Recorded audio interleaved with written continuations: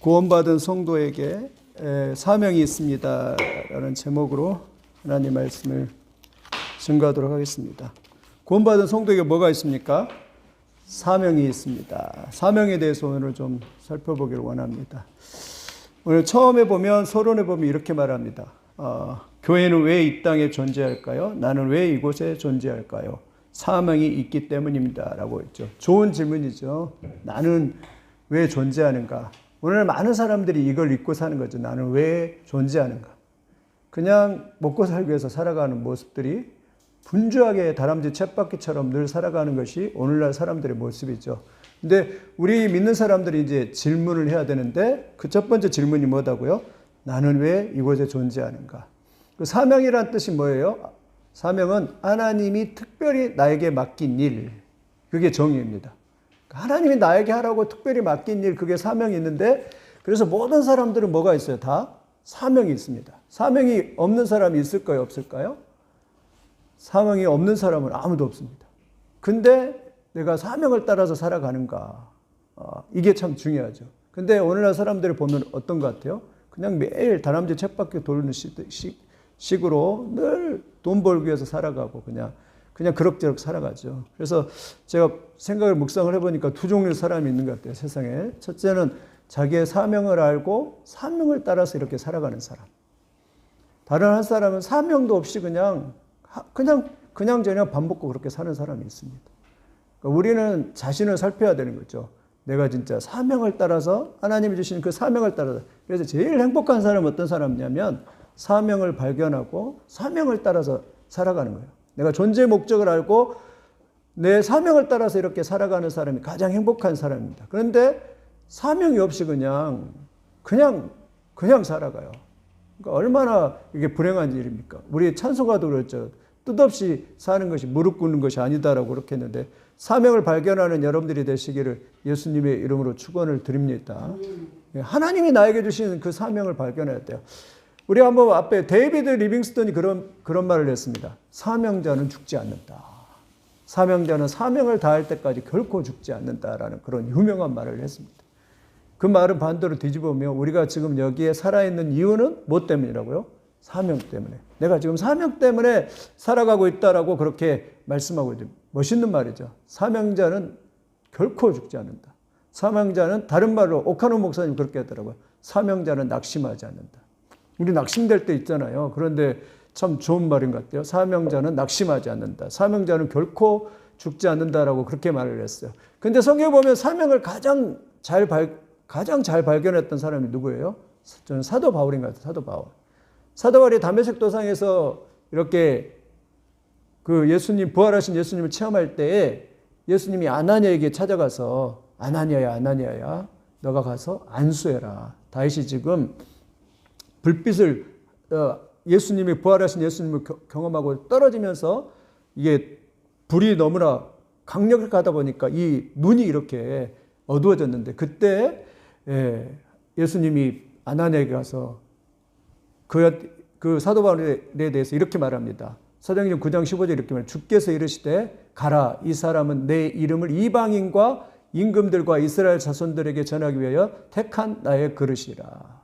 그러니까 줄이면 이방인들에게 나의 복음을 전하기 위해서 택한 나의 그릇이다. 그래서 아나니아가 그에 순종해가지고 사실은 무서워서 바울은 사울은 안 됩니다 이러면서 무서워서 안 가려고 했는데 성령이 강권하시니까 예수님이 강권하시니까 가서 안수해 주면서 너는 이방인에게 복음을 전하기 위해서 택한 나의 그릇이다고 예수님이 말씀하셨다고 나에게 말씀하셨다 이러면서 안수를 해주니까 그때 뭘 깨달아요? 자기의 사명을 분명히 깨닫죠. 사도 바울이. 그리고 평생 결혼도 안 하면서 애도 없고 재산 물려준 사람도 없고 재산도 없고 그러면서 평생 선교사로서 자기의 사명을 이렇게 감당했던 사람이 이 사도 바울이죠. 그래서 사도행전 20장 보면 에베소에서 도란노 성원에서 3년 넘게 거기에서 성도를 가르치고 이렇게 이제 떠나서 다른 곳에 선교를 가려고 하는데 누가 한 애언자가 이렇게 기도를 하는데 당신이 지금 가면 그곳에 가서 당신은 반드시 결박을 당할 것이고 그리고 묶임을 당할 것이라고 환상을 봤어. 환상을 보면 여러분 같으면 어떤 거 같아요? 내가 환상을 봤으니까 내가 지금 거기에 가면 환상을 보았으니까 우리 같았으면 무서워서 그냥 안 갔겠죠. 근데 바울이 그런 말을 합니다. 오직 성령이 각성해서 내게 증언하여 결박과 환난이 나를 기다린다 하나 내가 달려갈 길과 주 예수께 받은 사명 곧 하나님의 은혜의 복음을 증언하는 일을 마치려 하면은 나의 생명조차 조금도 귀한 것으로 여기지 아니하노라. 그럼 대단하죠. 조금도 흔들리지 않는. 그렇죠. 거기 그랬죠. 내가 달려갈 길. 나에게 달려갈 게 있다. 그건 사명이죠. 주 예수께 받은 사명 곧 하나님의 은혜의 복음을 증거하는 일을 마치려 하면은 나의 생명도 조금도 귀하지 않고 가면 결박된다고 했는데도 바울은 그냥 그거 개의치 않고 그냥 믿음으로 이렇게 내딛으면서 그렇게 가고 있는 거예요. 그게 사명자입니다. 이런 사명의 역사가 우리에게 주어지기를 예수님의 이름으로 축원을 드립니다. 바울은 조금도 흔들리지가 않아요. 예언가가 환상가가 예언한다니까요. 너 지금 거기 가면 반드시 두 손이 묶임을 당하고 결박을 당할 텐데 거기를 가지 말라.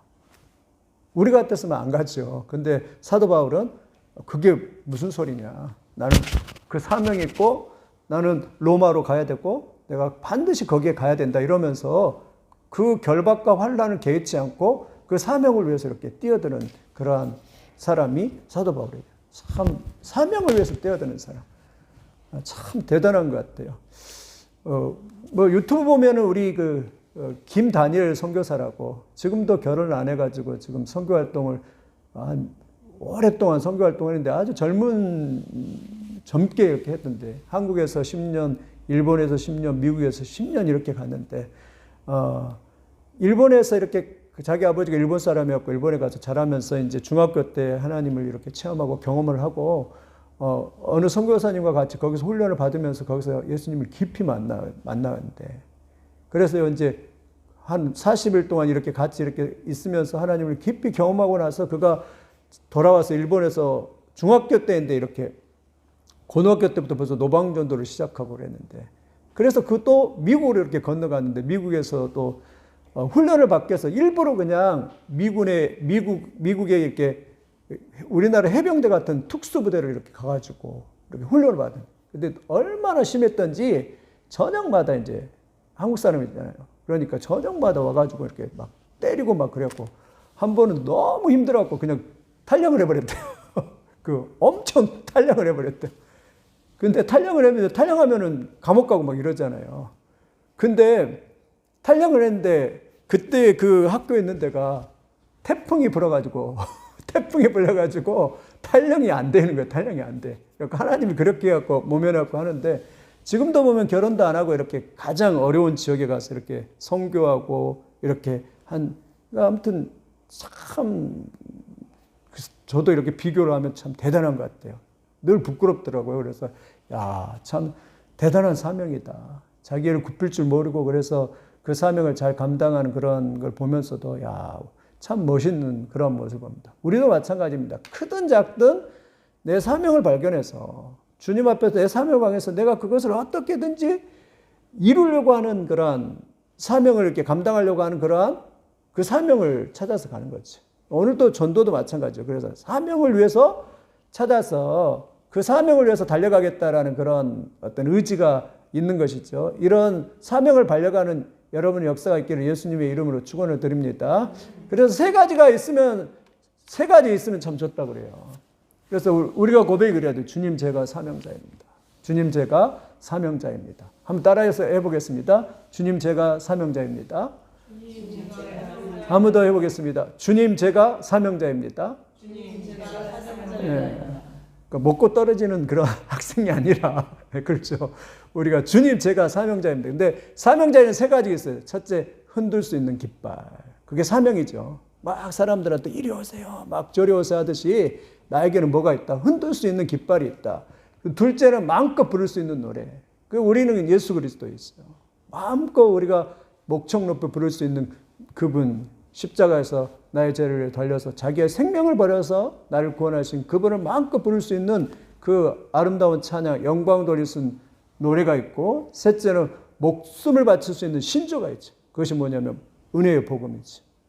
누구든지 주께로 오라. 그러면 모두가 다 구원을 받고 하나님 백성이 되고 저 영원한 천국에 가서 살게 될 것이다 하는 은혜의 복음에 대한 그러한 마음껏 목숨을 바칠 수 있는 우리는 신조가 있는 사람이죠. 세 가지네. 흔들 수 있는 깃발. 막 사람들 앞에서 흔들 수 있는 깃발이 있고 마음껏 부를 수 있는 노래가 있고 목숨 바칠 수 있는 그런 신조가 있는 사람이 사명자이죠. 그러니까 정말 요즘 시대 사람들은 안타깝습니다. 어떻게 하면 살아갈까 거기에만 궁리되어져서 사명을 잃어버릴지 늘 다람쥐 책바퀴처럼 그렇게 살아가고 있는데 우리가 오늘 저녁 말씀을 들으면서 주님 제가 사명자입니다. 이 사명을 깨닫고 사명을 발견해서 크든 작든 이 사명을 따라 살아가는 그런 놀라운 축복의 역사가 있기를 예수님의 이름으로 축원을 드립니다. 여러분 이 사람 알죠? 짐 엘리엇이라고 하는 사람. 그 당시에 남미 에콰도리 아주 그 아우카족이 있는데요. 짐 엘리엇 세 번째 사람이에요. 22살 때. 근데 29살 때 이제 휘튼 대학이라고 좋은 대학을 나왔는데 이 청년들이 이 5사람들이 이렇게 경비행기를 몰고 남미 에콰도르 선교사로 이렇게 갑니다. 선교사로 이렇게 가요. 이 젊은 사람들이. 미국에 있으면 좋은 대접받는데 그냥 뭐 낙엽으로 펜트해갖고 그런 완전히 아우카족이라고 하는 부족 국가를 이렇게 가요. 근데 경비행기를 타고 가다가 경비행기가 그렇게 고장이 났던 것 같아요. 잘못 떨어져요. 그 부족으로. 그런데 거기 가서 뭐 성경도 전해주지 못하고 그냥 그 창에 찔려가지고 이렇게 죽게 돼요. 사실은 곤충이 있었는데 곤충으로 이렇게 쏴버릴 수도 있잖아요. 왜 쏴지 않았냐고 그러니까 우리는 복음을 증거하러 왔는데 어떻게 그들이 복음을 증거하기 위해서 해야 되는데 싸울 수 있냐고 하면서 총을 꺼내지 않고 그대로 이제 다 5명이 다 죽었어요. 그 아우카족의 창에 찔려가지고. 사람들이 이제 불행하다고 생각할 수 있죠. 근데요, 이 부인들이 결단을 해요. 한 3년 있다가. 왜? 우리가 들어가자. 근데 이 아우카 부족들은 여자들은 안 죽인대요. 여자들은 안 죽여. 여자들은 안 죽이니까 이 부인들이 이렇게 들어가서 거기서 그 사람들을 막 섬기기 시작합니다. 그 사람들에게 막 그 부족들을 섬기기 시작하면서 놀라운 변화의 역사가 나타나요. 그 사람들이 예수를 믿게 되고 추장이 예수를 믿게 되고 그 지역이 전체 변화되는 그 부인들이 가가지고 이렇게 나왔는데 그 짐 엘리엇이 이렇게 말합니다. 19세 일기장에 이렇게 썼어요.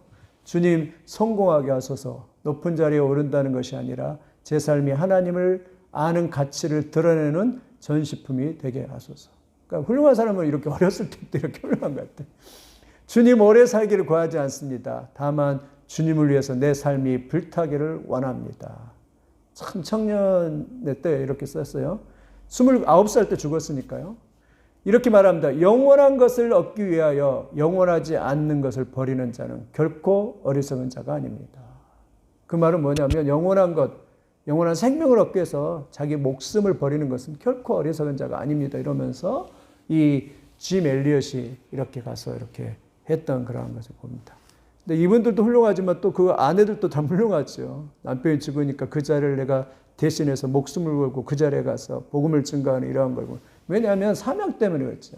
하나님이 그 가슴 속에 우리 그 여선교사님들 가슴 속에 그러한 사명을 줘서 불타는 그러한 사명을 주신 것인 줄 믿습니다. 예, 사명을 불타야 되죠. 오늘 우리도 마찬가지죠. 이 사명을 가지고 이렇게 살아가는데 우리의 사명은 오늘은 이제 구원받는 성도의 사명인데 그게 뭐예요? 전도라고 합니다. 전도. 1번 그러면 전도에 대해서 이렇게 한번 가보겠습니다. 왜 전도를 해야 되는가? 전도는 왜 전도인가? 1번 전도는 뭐라고요? 예수님의 명령이기 때문입니다. 1번 뭐라고? 예수님의 뭐라고요? 명령이기 때문에. 한번 마태복음 아까 읽었죠. 그러므로 너희는 가서 모든 민족을 제자를 삼아 아버지와 아들과 성령의 이름으로 세를 베풀고 내가 너희에게 분부한 모든 것을 가르쳐 지키게 하라. 볼지어다 내가 세상 끝날까지 너희와 항상 함께 있으리라. 우리가 기도할 때 그래야 됩니다. 하나님 세계 열방을 향해서 그리고 내가 할 수 있든 못하든 내가 그런 비전을 가지고서 세계 열방을 꿈꾸면서 아버지의 이 복음을 전할 수 있는 그런 하나님의 사람이 되게 해 주시옵소서. 이렇게 기도해야 됩니다. 사명이. 부활하신 예수님께서 승천하시기 전에 제자들에게 복음을 전할 것을 명령하셨습니다. 어떤 사람은 전도와 같이 특별한 사람만 전도하는 것이라 생각하는데 결코 그렇지 않습니다. 복음을 전하는 명령은 전도의 은사가 있는 사람들에게 주어진 명령이 아닙니다. 예수 그리스도를 믿는 모든 사람에게 주어진 명령입니다. 전도는 예수님께서 우리에게 주신 가장 위대한 명령입니다. 그리스도인들은 가장 위대한 명령을 받는 사명자들입니다. 그리스도인의 또 다른 이름은 전도자입니다. 이해가 되시죠? 전도는 가장 위대한 명령이고 우리 그리스도인들의 또 다른 이름은 전도라고 그렇게 말합니다. 두 번째, 왜 전도해야 될까요? 두 번째, 전도는 하나님이 뭐라고요? 가장 기뻐하신 일이기 때문이다. 누가복음 15장 7절 같이 읽겠습니다. 시작. 내가요. 시작. 내가 너에게 이르노니 이와 같이 죄인 한 사람이 회개하면 하늘에서는 회개할 것이 없는 의인 99으로 말미암아 기뻐하는 것보다 더하리라. 어떻게 보면 이렇게 말하면 좀 그러는데 우리 여기 있는 사람보다 저 밖에 있는 사람, 아직도 예수를 안 믿는 그 사람이 주께로 돌아오려고 회개하고 주께로 돌아온 걸 그걸 더 하나님이 더 기뻐하신다라고 그렇게 말씀하고 있습니다. 하나님께서는요, 모든 사람이 멸망하지 않고 구원받기를 원하십니다. 아멘이십니까? 디모데전서 2장 4절 말합니다. 하나님께서 가장 기뻐하시는 것은 불신자가 예수 그리스도를 영접하고 구원을 얻는 것입니다. 여러분이 만약 자녀를 잃었다고 생각하면 어떻게 하겠습니까? 저는요, 그 프랭카드 보면은 저기 그 고속도로, 그 경부고속도로 이렇게 가잖아요. 실종해가지고, 근데 그 처녀가 굉장히 나이가 많은데도 항상 그 부모가요, 거기에다가 이렇게 프랭카드를 이렇게 붙여놨더라고요. 근데 거기만 붙인 줄 알았더니 이번에는 여기 순천에도 똑같은 그림을 해가지고, 아니, 순천, 여기 우리 수원에도 이렇게 똑같은 그림으로 이렇게 붙여놨더라고요. 아마 그럴 거예요. 저도 만약에 자식을 잃어버렸다면 막 미칠 겁니다. 막 밤낮으로 막 전단지 사가지고 막 뿌리고 돌아다니고 그냥, 예? 돌아오도록 정말 좀 막 아마 미칠 거예요. 돌아오도록 이렇게 했을 것입니다. 그러니까 이런 마음, 그것이 하나님의 가장 기뻐하시는 그런 마음일 줄 믿습니다. 우리도 한 영혼을 향한 이러한 마음이 회복되시기를 예수님의 이름으로 축원을 드립니다. 그냥 네 살다가 네 알아서 해라 이게 아니라 우리는 항상 마음이 이런 연약한 마음, 이러한 상처난 마음이 있어야 됩니다. 그래서 그 영혼들이 돌아올 수 있기를, 그래서 그 영혼을 향한 갈급한 그러한 마음이 일어나기를 우리가, 그리고 그것이 좀 불편하고 그러더라도 이 마음을 죽여버리면 안 됩니다. 우리가 그것이 불편하고 힘들어도 그 영혼을 바라볼 때마다 주님께로 돌아올 수 있도록 늘 기도하면서 우리가 그 일들을 항상 마음에 품고 살아가야 됩니다. 그게 사명입니다. 사명은요, 사실 사명이 있기 때문에 두 다리를 못 뻗고 사는 거죠. 그냥 사명이 있으니까 그냥 편안하게, 하나님 은혜가 있으니까 편안하게 사는 게 아니라 우리가 사명자이기 때문에 때로 진짜 그 영혼들을 바라보면서 내가 진짜 불편하지만 그 사명자로서의 그 마음을 가지고 늘 기도하면서 살아가겠다, 그런 마음이 있어야 될 줄 믿습니다. 그냥 우리가 그냥 룰루랄라 이렇게 살아가는 게 아니라, 그래서 사명자는요 약간 힘들 수도 있어요. 불편할 수 있어요. 왜 이 마음에 그것을 이루기까지는 잠을 못 자기 때문에 불편할 수 있어요. 근데 그 불편이라고 생각하고 힘든 것이라고 생각하지 말고, 왜 나는 이래? 이러지 말고요. 그게 사명이라고 생각하고 이렇게 사명자를 이렇게 가지고 있어야 됩니다. 내가 내 마음에 걸리는 그것들을 그냥 다 털어내버리지 말고, 저 영혼을 생각할 때마다 진짜 주님 앞에 돌아오는 그러한 간절한 마음을 가지고서 이렇게 그 불편함을 항상 가지고, 저 영혼이 돌아오지 않으면 내가 진짜 두 다리 뻗고 자지 않겠다, 이런 그런 마음들이 있어야 됩니다. 근데 어떤 사람들은 그것을 불편하니까 그냥 버려버려요. 자유하게 해서. 그러면 사명의 불이 꺼져버리는 거죠. 여러분, 좀 불편하더라도요, 구령에 대한 열정은요, 내가 이렇게 가지고 있고, 그리고 구령의 열정 가지고 있을 때 어느 날 전도가 나가서도 그 불편함을 가지고 이렇게 탁 예수 믿으세요 이럴 때 하나님의 역사가 이렇게 나타나게 될 줄 믿습니다.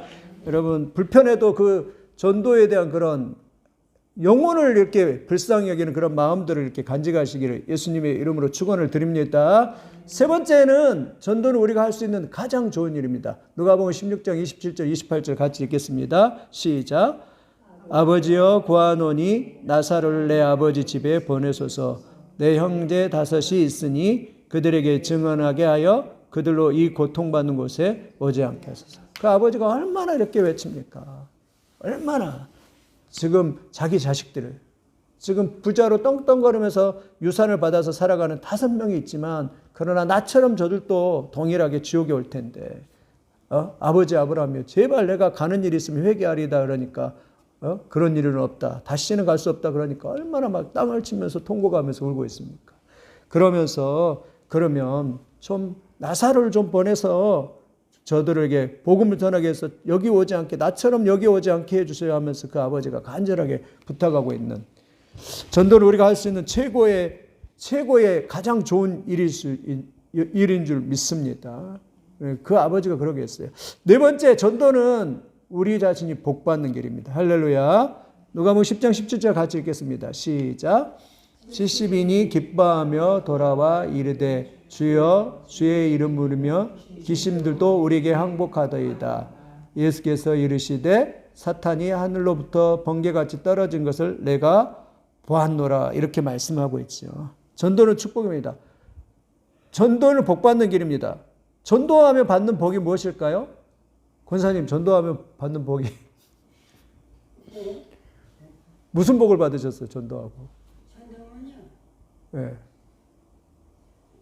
믿음의 복을 받고 오. 천당 가는 복을 받아요. 잘하셨습니다. 믿음의 복. 오. 전도하면 믿음의 확신을 갖게 되죠. 네. 그게 최고의 축복입니다. 그 다음에 우리 이경수 권사님 무슨 복을 받으셨어요? 네, 강건함도, 네, 확신을 갖고, 하나님이 기뻐하시는. 네, 하나님이 기뻐하지. 근데 전도하면 기쁨이 임합니다. 그러니까 전도할 때 임하는 기쁨이 최고예요. 예, 기쁨이 임해요. 전도할 때. 뭔지 몰라요. 아무튼 기쁨이 임해. 전도할 때 이상하게 기쁨이 임하고, 그건 하늘의 기쁨인 것 같아요. 하나님이 기뻐하시는 기쁨인 것 같아요. 예, 전도하면 전도가 되면 더 기쁘지. 그렇죠. 전도가 되면 더 기쁘죠. 네. 할렐루야. 예, 그러니까요. 그러니까 하나님이 나 같은 자를 통해서 이렇게 역사하고 내가 놀라는 거죠. 그렇게 되는 거예요. 또 황 집사님은 전도하면 어떤 게 복을 받을까요?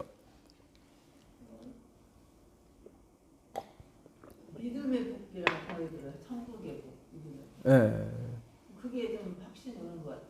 그러니까 믿음이 더 확실해지고 내가 복음을 막 외치면서 내 믿음이 없었는데 믿음이 더 확실해져요. 천국 갈 자신도 없는 사람도 전도하다 보면 믿음이 더 확실해지고 오기가 생길 수 있어요. 사람들이 막 전도지 안 받고 그러면 이것들 하면서 막 오기가 생길 수도 있어요. 김은하 사모는 전도하며 받는 복이 뭐예요? 기쁨. 나도 기쁘고. 그러니까 나도 기쁘고 너도 기쁘고. 지역이 넓어지는 것 같고. 네. 그렇죠. 왜냐하면 전도는 사실 영적 싸움을 우리가 전쟁터로 가는 거잖아요. 우리가 영적인 싸움터로 이렇게 가는 영적 전쟁을 하는 겁니다. 우리가 그냥 여기 가만히 있으면 영적 전쟁 안 하잖아요. 우리들끼리 치고받는데 나가면 사실은 보이지는 않지만 영적 전쟁이에요. 오늘 그랬잖아요. 주의 이름으로 귀신들도 항복하이다. 왜 나가면 사실은 다 사람들이 귀신에 붙들려 있는데 보이지는 않지만 그들을 향해서 기도하면서 중보하면서 귀신이 떠나가고 그들의 영혼이 주께로 돌아올 수 있도록 하는 게 사실은 영적 싸움이다 이거죠. 그러니까 우리가 전도를 갈 때도 기도하면서 가야 되고 그래서 보이지는 않지만 영적인 싸움이죠. 근데 예수님이 그랬잖아요. 18절에 사탄이 하늘로부터 번개같이 떨어진 걸 보았대요. 네. 사단이 항복하는 걸 보는 거예요. 그러니까 전도는 영적인 싸움이 그리고 우리가 영적인 전투장에 가는 거예요. 그래서 신앙생활 더 강해지고 영적 군사가 사실 군사가 되는 것이죠. 여러분 이런 복을 받는 역사가 있기를 예수님의 이름으로 축원드립니다. 예, 전도자들은요, 전도자의 가정도 또 전도자들은 축복을 받습니다. 가정의 자녀들이 잘 돼요. 믿음의 가정들이 참 잘 됩니다. 그러니까 예, 그런 영적인 그런 축복을 이렇게 받게 될 줄 믿습니다.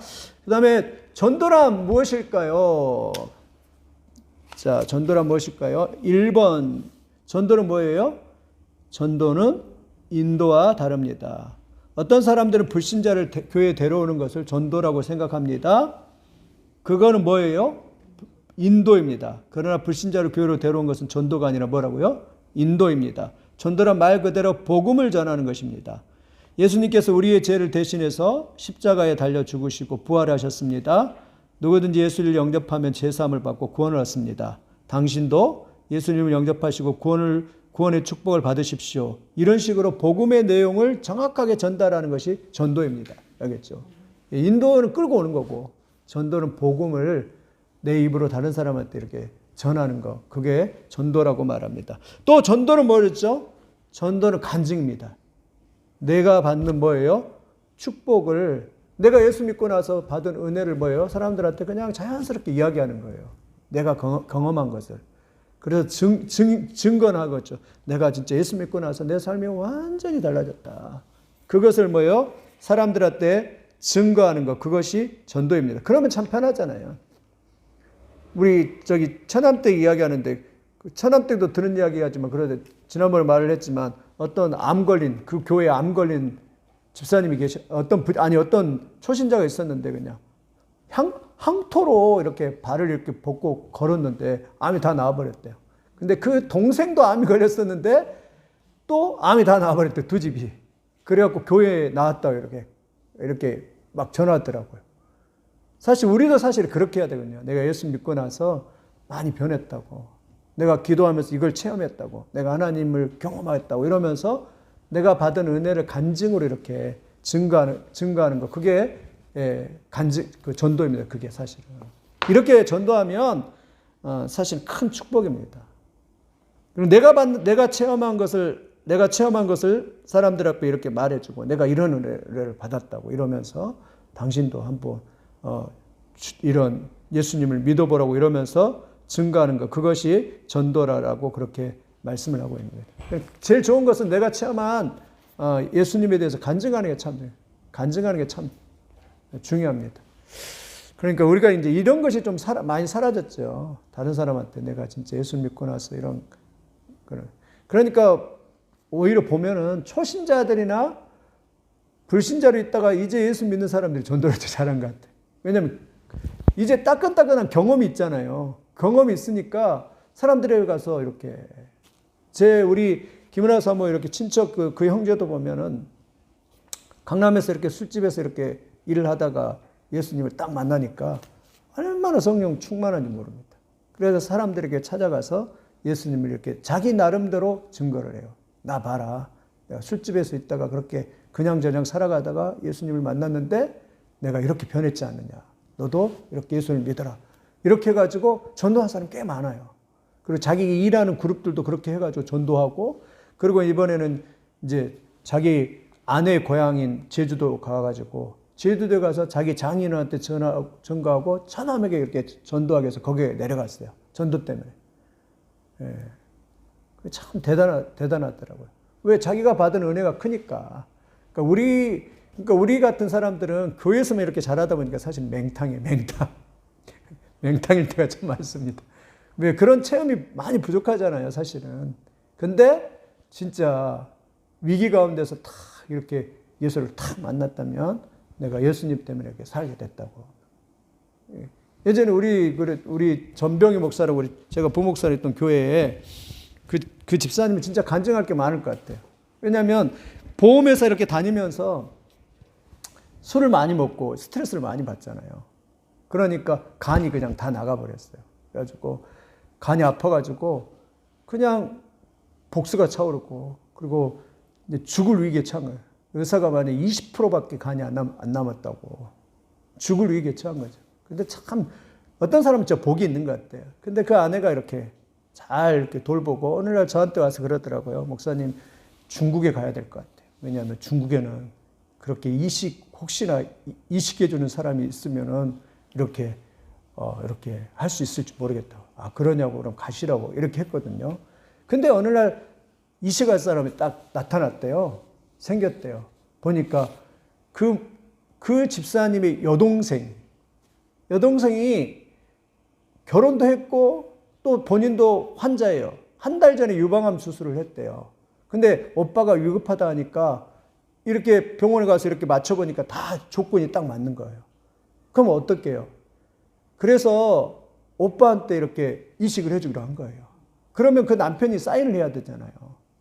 근데 그 남편이 이렇게 사인을 하고. 그러니까 복 받는 사람 다르더라고. 그냥 만약 그 여동생이 이렇게 안 해줄 수도 있잖아요. 그런데 그 오빠한테 자기의 그 간을 떼어가지고 이렇게 수술을 해가지고 이렇게 수술이 됐어요.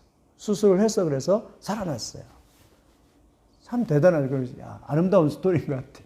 그래가지고 그 오빠가 살아서 그 집사님이 살았어요. 그래가지고 그 고난 겪으면서 이렇게 보니까 사실은 그 전에 그렇게 막 아내도 이렇게 괴롭히고 막 그런데 사람이 완전히 180도 달라지더라고요. 늘 겸손해지고, 그리고 제가 갔을 때도 제가 어렸을 때 부목사 할 때니까 늘 목사님 이러면서 겸손해지고 이러더라고요. 그래가지고 이렇게 하면서 그런 분 같으면 좀 간증할 것 같아요. 나를 보라고 내가 진짜 살았다고, 내가 하나님의 은혜였다고 이러면서 이런 간증이 참 많잖아요. 그러니까 가장 좋은 것은 사실 간증입니다. 우리가 받은 은혜. 내가 진짜 이러한 상황이었는데 하나님께서 이렇게 나를 건져주시고 구원해 주셨다는 구원의 은혜를 증가하는 것. 그것이 전도인 줄 믿습니다. 사실 우리가 가서 많이 전도해야 되고, 전도할 때 다이렉트로 전도 안 하더라도 나를 바라고 내가 예수를 믿고 이렇게 살아났다고 이러면서 예수님을 이렇게 증가하는 것. 그것이 최고의 축복인 줄 믿습니다. 여러분 그런 은혜가 있기를 예수님의 이름으로 축원드립니다. 우리도 이제 연습을 한번 해봐야 돼요. 간증을 쓸 수 있어야 돼요. 간증을 어떻게 쓰냐? 간증은요, 첫째는요, 초점을 누구에게 맡아야 돼요? 첫째, 초점을 누구에게 맡아요? 예수님께 맞춰야 됩니다. 어떤 사람 간증하면서 다 자기 자랑하는데 아니에요. 간증은 중심에는 누가 있어요? 예수님. 예수님이 드러나게 해야 돼요. 그래서 정경주 사모 같은 경우는 책을 썼는데 하나님이 하셨어요 이렇게 했는데 참 좋은 것 같아요. 하나님이 하셨어요. 누가 빠져야 돼요? 내가 빠지고 하나님이 하셨어요라고 간증을 하고, 간증은 세 부분으로 나눠요. 첫째는 예수님을 영접하기 전의 삶, 두 번째는 예수님을 영접하게 된 상황과 신앙 고백, 세 번째는 예수님을 영접하고 난 이후에 변화된 삶. 이렇게 한번 여러분도 이제 한번 간증을 써보십시오.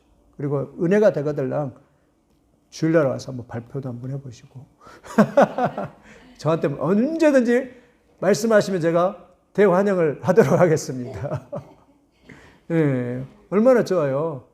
예, 그래서 예수님을 영접하기 전에 그러한 삶, 고통과 힘드는 삶, 그리고 예수님 영접하고 나서 그때의 상황들, 신앙 고백, 그리고 예수님을 영접한 이후에 변화된 삶, 이것을 나누면서 이렇게 간증하는 그러한 역사가 있기를 예수님의 이름으로 축원드립니다. 얼마나 감격스러워요. 그렇죠. 간증은 감격스러운 것 같아요. 간증. 예. 예. 왜냐하면 우리 자기의 생활의 체험들을 이렇게 하다 보니까, 우리도 TV 보면, 저도 이번에 그 아시안게임 보면서 감동받은 한 사람이 있는데, 그 사람이 막 안세영 배드민턴 선수 있잖아요. 참 감동적인 것 같아요. 물론 잘해서 감동적이긴 하는데, 그 무릎 부상, 그 어머니가 얼마나 힘들었던지, 이제 뭐 19살인가? 걔가 20살인가 19살인가 아무튼 아주 어린 선수예요. 그러니까 어머니가 무릎이 아프니까 사실 엄마하고 이렇게 통화를 하는데, 야, 그러면 금메달 포기해라. 무릎 아프고 그러는데 포기해라, 그냥. 그랬는데, 끝까지 해가지고 이렇게 금메달 딸을 보니까 참 대단한 것 같아. 그리고 이 선수가 이제 성공했으니까 어떻게 했어요? 방송국에서 인터뷰가 많이 들어온 거예요. 그러면 여러분 같으면 어떻게 해요? 나가면 돈 주잖아요. 그러니까 어리니까 인터뷰하고 막 그러면 얼마나 좋겠어요. 야, 그런데 참 대단하더라고요. 안 합니다. 하고 다 거절을 했어요. 제가 그걸 생각해보니까, 야, 얘가 참 대단하다.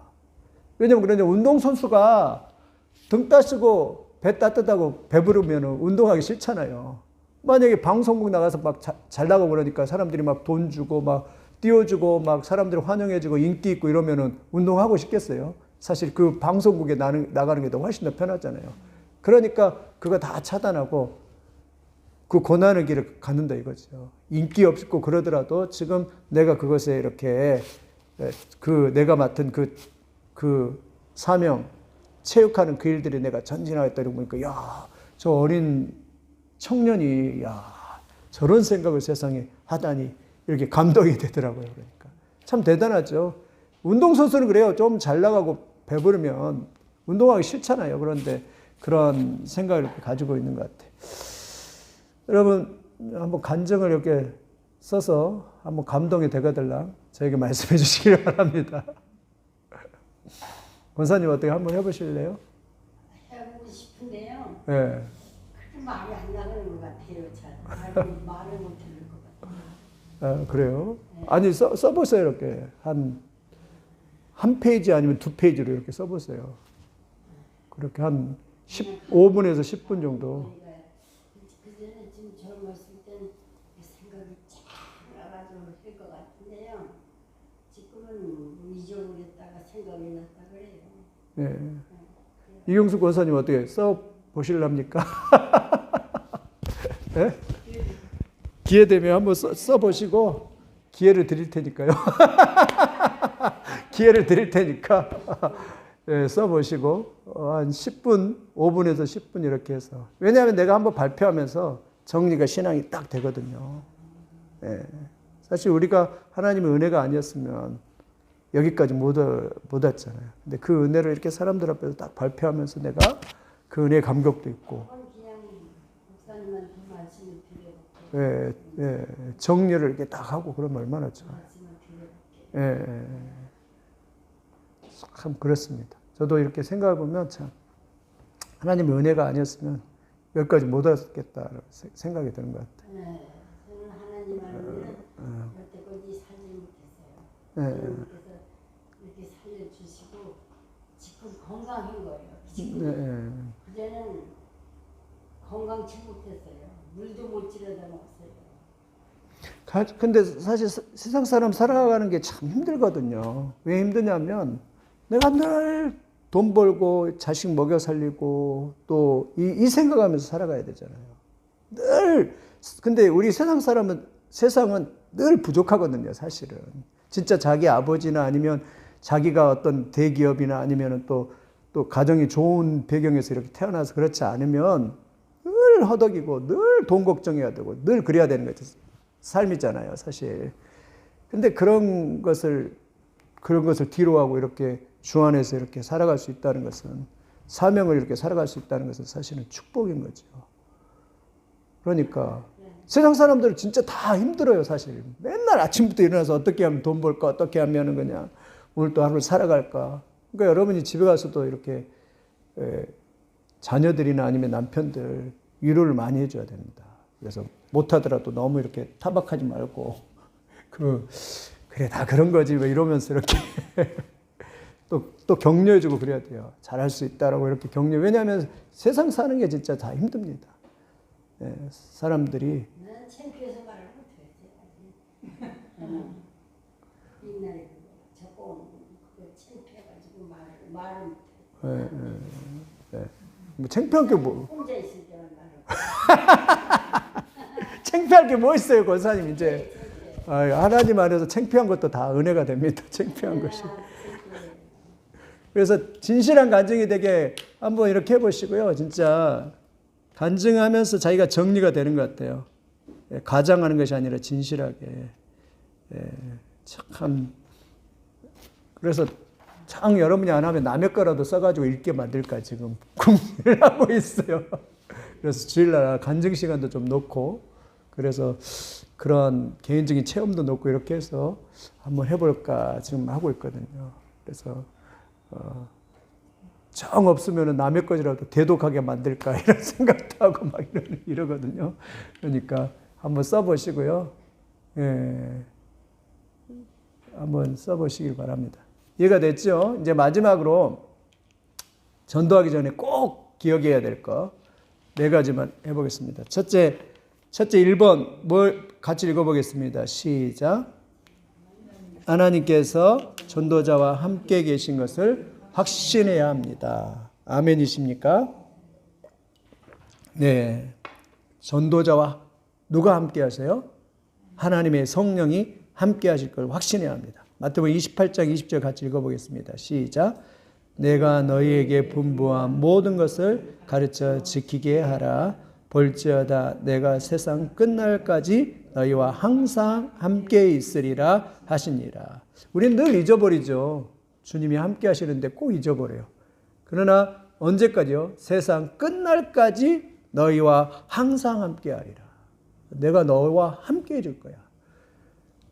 그럼 함께 하는 게 얼마나 축복인지 모릅니다. 여러분이 오늘 또 같이 이렇게 전도 함께 하니까 이 힘이 나서 이렇게 전도하죠. 저 혼자 하라고 했다면 안 나갔을 거예요. 혼자 같이 나갔으니까 나갔죠. 이게 함께 하면 축복입니다. 예. 네 사람이 이렇게 나갔습니다. 예. 권사님들 다음 주에 이제 오셔야 돼요. 다음 주가 아니라 금요일 날 이렇게. 예. 함께 하니까 우리가 새벽에도 함께 하니까 신이 나고 이러잖아요. 혼자 하라면 죽으라고 못합니다. 오늘 권사님 안 나오시고 다 안 나오시니까 나 혼자 그냥 디비저 자자 이러지. 여러분이 안 나오면은 사명감 때문에 의무감 때문에 이렇게 나오는 것이지. 함께 안 하면은 힘이 듭니다. 4시에 나와요? 4시에? 아니요, 5시에 나오죠. 5시요? 네, 오늘 아침 어르신도 와서 저기요 새벽 전도하러 네. 4시. 4시.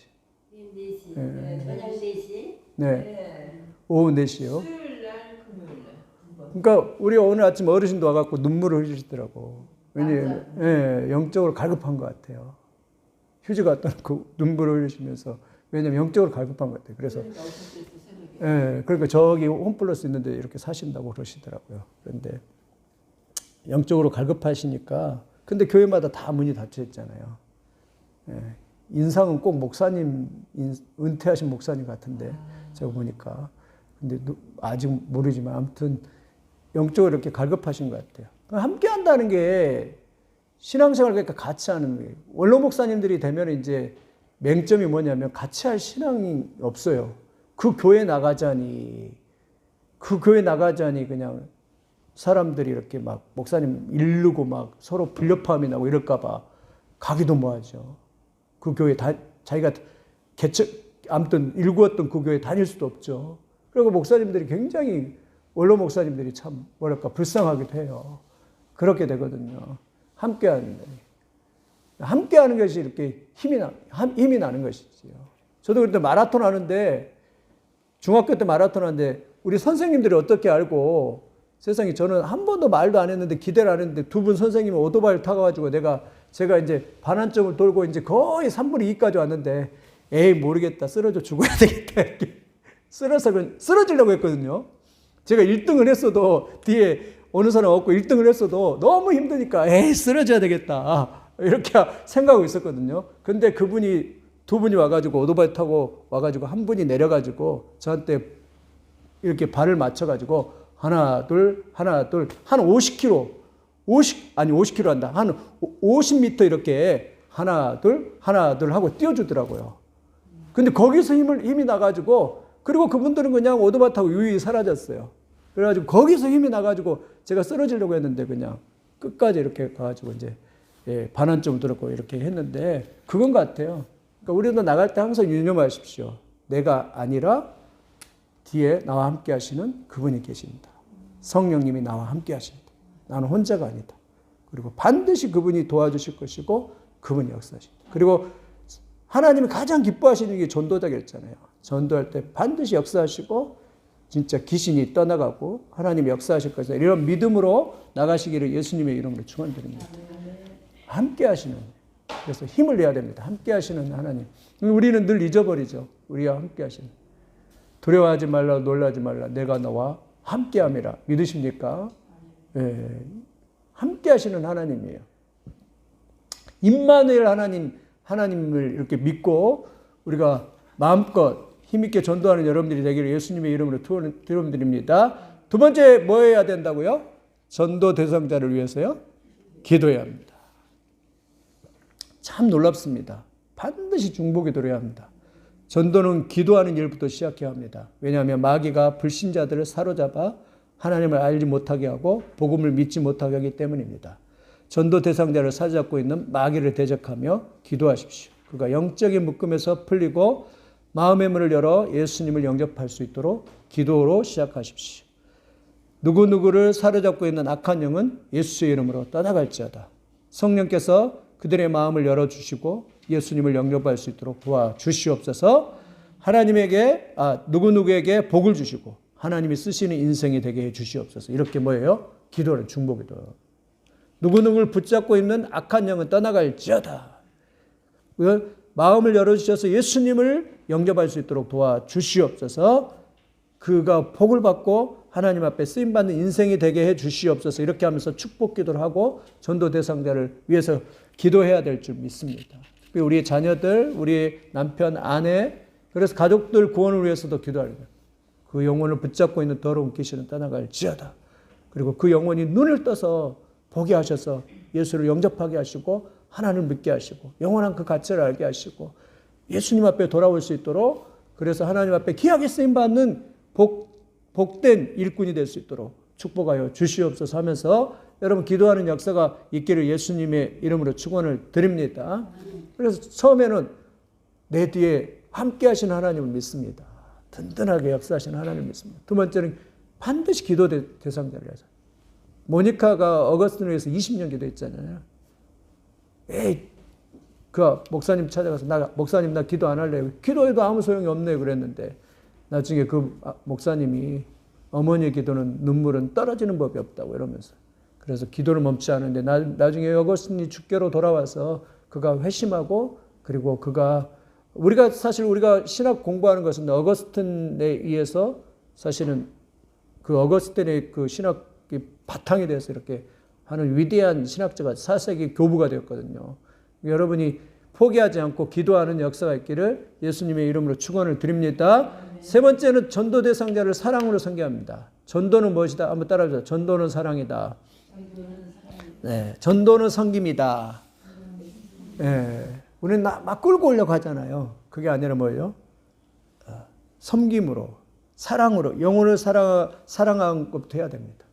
제가 우리 옛날에 부목사일 때 전도 우리 집사님 그분 참 잘하시더라고요. 너무너무 잘하더라고요. 좀 못 따라가더라고요. 늘 이렇게 부침개를 해가지고 이렇게 대접을 하고 셀 모임을 하고 이러고 대접을 하더라고요. 그러니까 교회 나와라 이런 말 안 하고 이렇게 막 섬기고 대접하고 이러다 보니까 교회를 이렇게 그 집사님 통해서 많이 이렇게 오는 걸 봤습니다. 그리고 얼마나 그 셀이 이렇게 잘 떼는데, 이번에도 페이스북 보니까 일본의 요코라고 하는 그런 그 전에도 같이 이렇게 가족처럼 지내던 그 집사님인데 일본인 여자 집사님입니다. 근데 같이 셀 모임하면서 은혜를 많이 나오고 전도도 많이 했는데 그분들이 지금까지 이렇게 끈끈하게 오갈 때마다 이렇게 끈끈하게 이렇게 하는 걸 봤는데, 우리도 전도를 잘못 배웠죠. 저도 잘못 배웠습니다. 전도를 말로 하는 것으로만 배워가지고. 근데 이제 단계별로 처음에는 그러죠. 차 한잔 하자 이러면서 그냥 교회 나와 이런 말 하지 말고 그냥 삶을 이렇게 나누죠. 그 다음에 또 식사 한번 하자 이러면서 밥 한번 먹고 서로 밥 먹죠. 그 다음에 또 내가 지나가다가 자네가 생각났어 이러면서 선물 이렇게 하나 딱 주고 또 그 다음에는 이렇게 점점 교제를 가까이 하자. 그러다가 이제 뭐 부활절이나 아니면 이렇게 그 집회가 있을 때 그때 한번 음악회나 이런 걸 만들어서, 저희도 그래야 되는데 만들어서 한번 같이 교회 올래? 이렇게 해가지고 이렇게 전도하게 되는 것이지. 참 놀랍습니다. 빌 할벨 목사는요, 시카고에 이제 윌로우 크릭이라는 교회를 개척했는데, 이분도요, 이런 식으로 전도를 해요. 부담 없이 이렇게 참 전도를 해요.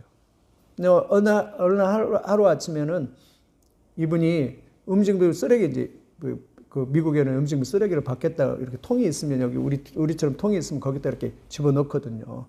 음식물 쓰레기를 또 끌고 가서 거기다 음식물 거기로 놓는데 음식물 쓰려고 파자마를 입고 딱 갔는데 옆집에 아저씨가 나온 거예요. 옆집에 아저씨가. 그래가지고 근데 성령이 그날 감동을 하신 거예요. 성령이 감동이 가까이 가라. 성령이 감동을 하신 거예요. 거절할 수 없잖아요. 추워 죽겠는데 지금 들어와야 되는데 성령이 감동을 해요. 가까이 가서 어떻게 지내시냐고 인사를 하고, 그리고 집에 왔어요. 그리고 집에 초대를 해요. 근데 이분은 목사인지 몰라요. 계속 같이 밥을 먹고 계속 교제를 하고 이런 게. 근데 목사인지 몰라요. 그런데 어느 날 이제 부활절 날, 추수감사니까 부활절 아무튼 그런 날 딱 초대를 해요. 초대장을 주면서 한번 오시라고. 부활절이고 이러는데 미국 사람들은 부활절이나 아니면 추수감사절은 꼭 교회 가잖아요. 그러니까 딱 초청장을 딱 주니까 아 그래 한번 제가 가주겠다고 이러면서 그분이 딱 교회하는데 와서 보니까 메신저가 그분이 목사인 줄 알고. 예. 그런데 제가 윌로크릭 교회 가서 참 감동적인 거죠. 미국에 한번 시카고 놀러 갔거든요. 시카고 놀러 갔다가 그 윌로크릭 교회를 갔는데 예배당이 두 군데가 있어요. 예배당이 두 종류의 예배당이 있어요. 하나는 우리처럼 이렇게 의자가 놓여가지고 사람들이 예배할 수 있도록 예배당이 있어요. 또 하나는 식당처럼 이렇게 됐어요. 이 라운드로 이렇게 돼서 식당에 앉아서 밥을 먹도록 돼 있어요. 그리고 주변에 TV가 여러 대 놓여 있어요. 그 말은 무슨 말이냐면 불신자들이 왔을 때 이 예배당을 앉히는 게 아니에요. 그냥 이렇게 식탁 있는데 뭘 먹으면서 이렇게 예배를 드리고 있는 거예요. 예. 그게 열린 예배를 드리고 있는데 참 독특하더라고요. 식사로 이렇게 사람들을 섬기고 이렇게 하는 거지. 저희도 처음에 다른 캐나다 갔을 때도 그 교회가 이제 참 캐나다 교회인데 이민자들을 위해서 이런 영어 공부를 하는데 식사를 이렇게 대접해요. 식사를 대접하고 영어도 가르치고 이렇게 하는데 참 감동적이더라고요. 야, 참 이 사람들은 이렇게 우리는 너무 조급하게 빨리 교회 오라고 막 주입식으로 이렇게 교회 끌고 오려고 하는데 그 사람들이 막 섬기면서 이렇게 하는데 참 감동적이더라고요. 그런 은혜가 있기를 예수님의 이름으로 축원을 드립니다. 전도는 사랑이다. 전도는 뭐라고요? 섬김이다. 섬김, 물질과 시간과 힘과 노력으로 이렇게 섬기는 거예요. 그리고 섬기다 보면 그 사람들이 그 사랑에 감동되어져서 한번 나가줄게 이러면서 그런 역사가 있을 줄 믿습니다. 예. 우리 성경에도 베드로전서 3장 1절 한번 같이 읽겠습니다. 시작. 아내들아 이와 같이 자기 남편에게 순종하라. 이는 혹 말씀을 순종하지 않는 자라도 말로 말미암지 않고 그 아내의 행실로 말미암아 구원을 받게 하려 합니다. 안 믿는 남편이 그 섬김을 사랑의 섬김을 통해서 이렇게 주께로 돌아온다라고 그렇게 말합니다. 그래서 전도는 섬김이다. 전도는 사랑이다라고 그렇게 말씀합니다. 네 번째 마지막으로 성령 충만함을 받아야 됩니다. 사도행전 1장 8절 같이 암송합니다. 시작. 오직 성령이 너희에게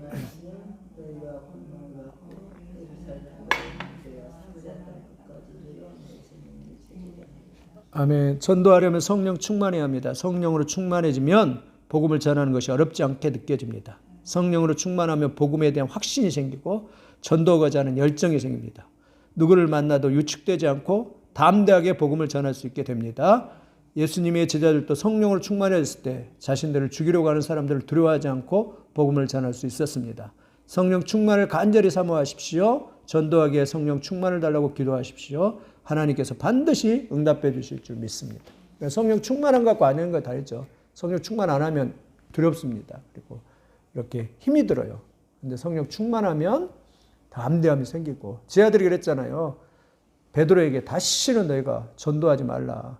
예수 그리스도를 증거하지 말라 하니까 우리가 어떻게 하나님 앞에서 너희 말 듣는 것보다 하나님 말 듣는 것이 어떤 게 더 옳으냐. 우리는 전하지 않을 수 없다 이러면서 담대하게 나갔던 것을 이렇게 볼 수가 있습니다. 우리도 성령 충만을 받으시기를 예수님의 이름으로 축원드립니다. 그래서 네 가지 기억하죠.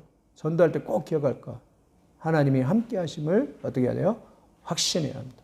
하나님이 나와 함께 하죠. 두 번째, 전도 대상자를 자를 위해서 반드시 중보기도 해야 되고, 세 번째, 사랑으로 섬겨야 되고, 그 다음에 성령 충만을 달라고. 성령의 충만의 은혜를 달라고 이렇게 할 때 하나님의 성령께서 이렇게 축복하여 주실 줄 믿습니다.